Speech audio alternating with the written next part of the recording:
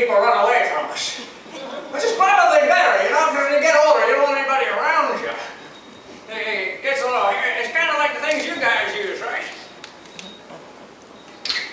Out of the way. Old folk coming back. Out of the way. Yeah. It's fun. Oh, look at that. I lost some of my jewels. That happens when you get older. You start losing stuff, you know. At least I haven't lost any of my marbles, you know. You know, it really doesn't matter. I mean, you look at stains, too. I'm old. Nobody will know. That just makes our age old. That's Zachariah, you know. He's just an old man. That's what he does. It's nice. I say I'm a priest, and I get to wear these cool clothes as a result. You know, old folks, we don't like to change our clothes very often. So people say to me, Zachariah, you're so old. You know, why don't you retire from the priesthood? Get some younger guy in there. I'm thinking, then I'd have to change my clothes. No, I don't think so. But it reminds me, some of you guys worry about what you should get Grandpa for Christmas. You panic about it every year. Look, we already have everything we need. We have one outfit. That's all we need. If you're really worried, you know, just go into our closet and pull out what you gave us last year. All right? It's probably still got the tags on it. Wrap it up again and give it to us. Trust me, we won't remember that you gave it to us. We won't wear it either, you know, but we'll say, oh, it's so nice. Thank you for thinking of me. You shouldn't have. I know just a spot for this in my closet. Yeah, it's a little, but you know, really, you guys make such a fuss about Christmas, and really, people don't think about Christmas for old folks anyway. I mean, you want us to come and celebrate with you, but you know, us older folks, the truth is, we like to kind of observe Christmas, preferably from Florida, with palm trees and sunshine. We're not really into this 5 a.m. kids screaming, Santa came, we gotta open presents! I mean, let's face it, we didn't get to bed till 3 a.m. We tossed and turned till then. Now 5 a.m. the kids are running around, they're throwing paper here and there and throwing things. We're gonna worry, we're gonna stumble, we gotta worry about tripping over whatever the newest thing is, and we're grouchy anyway. You really don't want us there. It's supposed to be a time of joy, you know? Christmas. Yeah, for the young kids. At least that's what they say.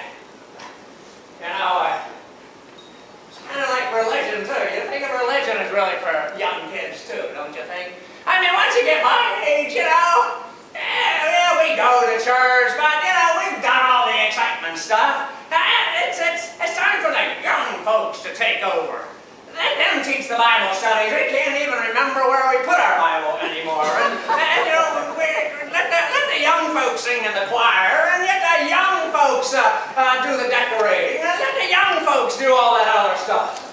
In fact, the truth is, I probably should retire. I mean, who wants an old preacher up there anyway?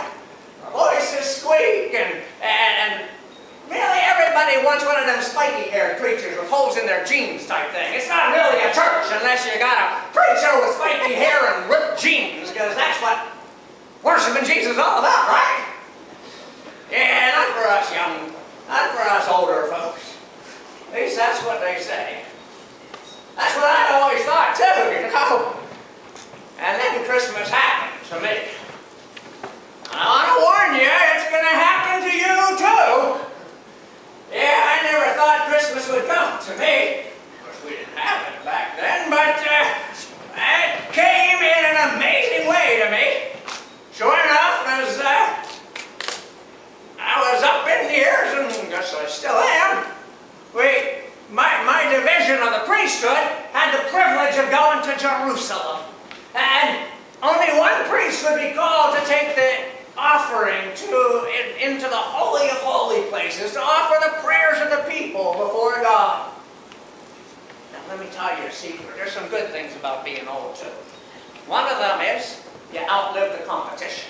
You get to a point, you don't have to be the smartest or the quickest or the strongest. All you got to do is outlive everybody else. And sure enough, they picked me to go in and to offer the incense. They had to honor me, of course, because they were worried that I was going to forget my lines, you know.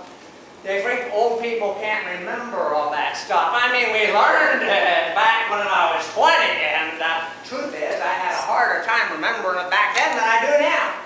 The stuff I learned back then, I can remember. That's easy. That's ancient history, and I lived that. It's like what I had for lunch yesterday. It's kind of the hard stuff to remember. But I wasn't worried about doing this, and the truth is, you know, it's really just going through the motions. I'd never been into the Holy of Holies, you know. This was going to be exciting, I thought. I go walking in there with the incense, and they said, "Zechariah, you sure you remember?" "Leave me alone, I can remember everything." You got to be grouchy when you're an old person, you know. It's important to, like, make mean noises at people. To leave you alone and not bother you, not ask you to do so many things. You just, that's all you got to say. Just, it doesn't even have to mean anything. Just, and you'll be fine. So I took the offering in, set it up, and I made some holy smoke.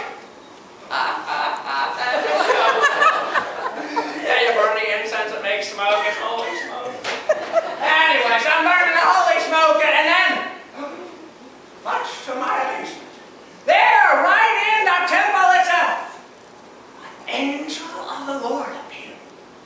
I'm thinking, my heavens, if this happens every time in the temple, why don't they let more people come here? This would get people to be Jewish. I mean, if they could see what is happening inside the temple, instead everybody's out there, they just see smoke and mirrors and whistles and stuff. They need to see this. This is God present. That's what church is supposed to be. This angel standing before me and said, "Zechariah." He knew my name. I was very impressed. "Zechariah, your prayer has been answered." I said, "Hot diggity dog. What prayer was that, Lord? The prayers of the people?" I said, "No, Zechariah, your prayer has been answered. Your wife Elizabeth will give birth to a son and will bear you a child. And he will go before," I don't really remember anything else he said there. I tried to stop him. You know, he's talking all this stuff about what this son of mine's going to do, about going before the Messiah, and I'm trying to quiet him down. Whoa, whoa, whoa, Mr. Angel. That was an old prayer. I haven't made that prayer in a long, long time. I mean, I'll be truthful with you, Mr. Angel. That was an important prayer when I was 20. I mean, the truth is, Mr. Angel, I almost lost my faith in God when Elizabeth and I couldn't have children. And we tried, and we tried, and we couldn't have children. And I cried out to you, and I said, "Why not, God? Here I am, a priest. I'm a good man. I do everything I can, and you won't give me a son to carry on the legacy? I mean, what's the big deal?" And poor Elizabeth was so sad. But we got over it, Mr. Angel. Well, we don't pray that prayer anymore. I mean, really. You don't need to go back. I forgave God about that. It's all right now. Now I've got another prayer you can answer. I need a new knee. This one's like really creaking when I walk. So if you could answer that, I'd be really happy. You got to be careful what you ask God for. He kind of remembers things, and sometimes he does them in a timing you just don't expect it all. Sure enough, after that, Elizabeth got pregnant. That was her name, right? Yeah, Elizabeth. Right. She got pregnant and gave birth to a son. I wasn't allowed to talk because I had questioned the angel the whole time. You can imagine a preacher not being allowed to talk. I somehow survived and gave birth. She gave birth. She did all the hard work. Gave birth to a son, and we called him John, and I gotta tell you, I mean, as much as I said old people can't have kids and don't want to be with kids, and old people shouldn't be hanging out in the nursery and so forth, the truth is, little John is such an amazing blessing. And to think that God would choose my family to be the one that would prepare the way of the Lord. That my son would be the one to tell others. And who's the Messiah going to be born to? My very little niece. Brown hair, green eyes.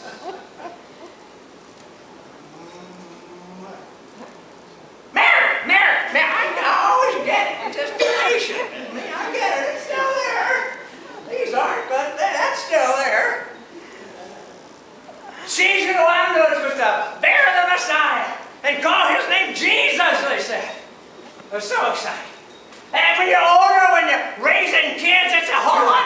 different than I see you young people raising kids. You worry about so many things. Little John wants to wear silly clothes, camel hair, whatever. I don't care. I mean, look what I wear.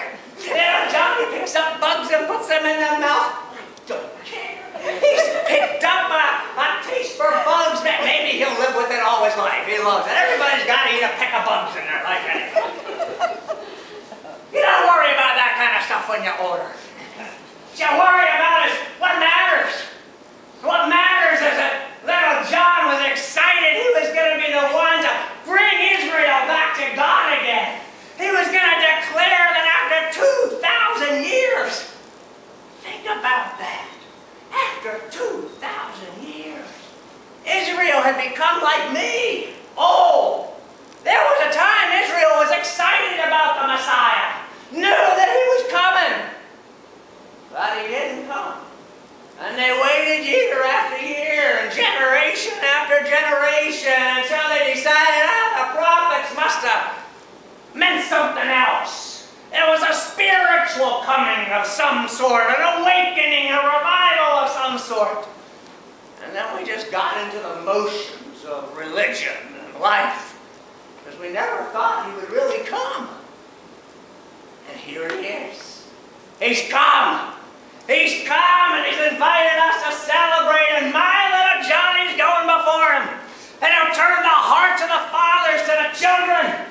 And all those who have turned their hearts away from God, He will invite them to come home again and to worship Him and to gather as a family under His wing.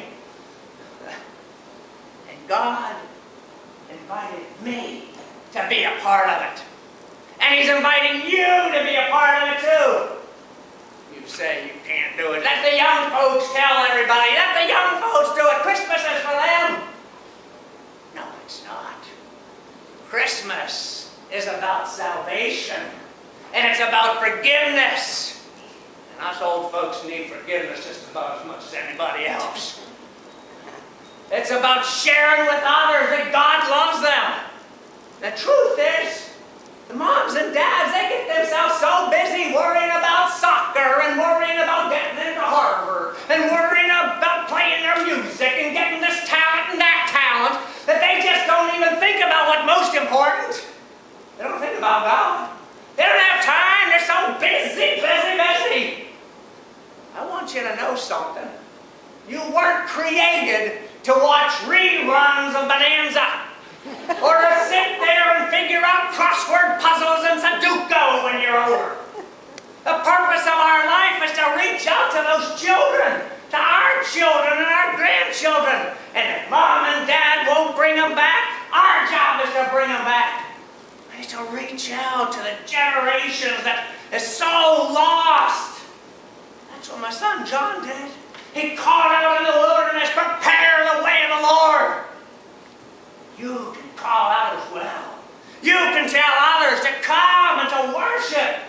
You can turn the hearts of the fathers back to the children, and the hearts of the children back to God again. That's what Christmas is all about. Not the sweater under the tree. It's about Jesus. So I'm going to invite you to celebrate Christmas. I have found more joy in my life that I never thought would be there. And I discovered that Christmas was for me too, just as it is for you. So think about who God has called you to share His love and His joy with, so it will truly be Christmas. Out of my way, old man coming through.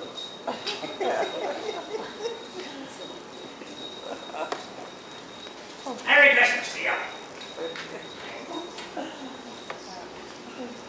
Now we're going to sing O Little Town of Bethlehem at 178 in our hymnal.